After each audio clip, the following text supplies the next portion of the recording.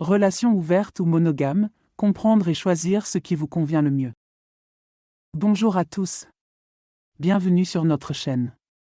Aujourd'hui, nous allons plonger dans un sujet délicat mais essentiel, les relations ouvertes versus la monogamie.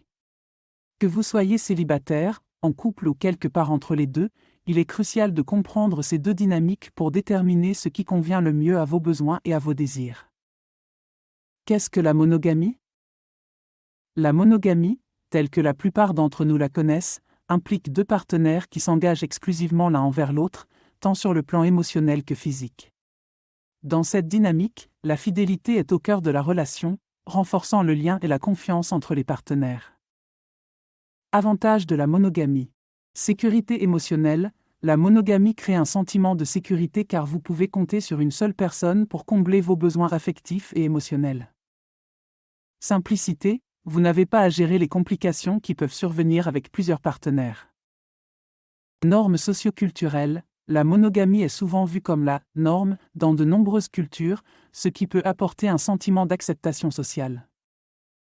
Et la relation ouverte, c'est quoi ? Une relation ouverte est une relation où les partenaires conviennent qu'ils peuvent avoir d'autres relations, qu'elles soient émotionnelles, physiques ou les deux, en dehors de leur engagement principal. Avantages des relations ouvertes.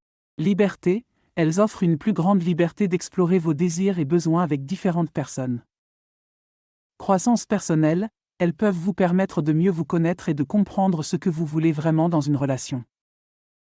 Communication, les couples en relation ouverte ont souvent une excellente communication car ils doivent naviguer dans des eaux parfois compliquées. Comment choisir ce qui vous convient le mieux ?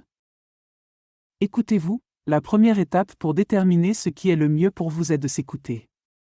Posez-vous des questions profondes sur ce que vous cherchez dans une relation, sur vos besoins et désirs. Communiquez. Si vous êtes en couple, il est essentiel d'avoir une communication ouverte et honnête avec votre partenaire. C'est un choix qui doit être mutuellement convenu. Informez-vous, lisez des livres, regardez des vidéos, parlez à des personnes ayant vécu ces deux types de relations pour avoir une perspective équilibrée. Essayez. Parfois, la meilleure façon de savoir ce qui nous convient est d'essayer. Cela ne signifie pas de sauter tête baissée, mais de s'ouvrir à l'idée et de voir comment elle se sent pour vous. Mythe courant, les relations ouvertes sont faciles. Pas nécessairement. Elles peuvent exiger beaucoup de communication, de compréhension et de gestion des jalousies. Si vous voulez une relation ouverte, c'est que vous ne tenez pas vraiment à votre partenaire. C'est un mythe.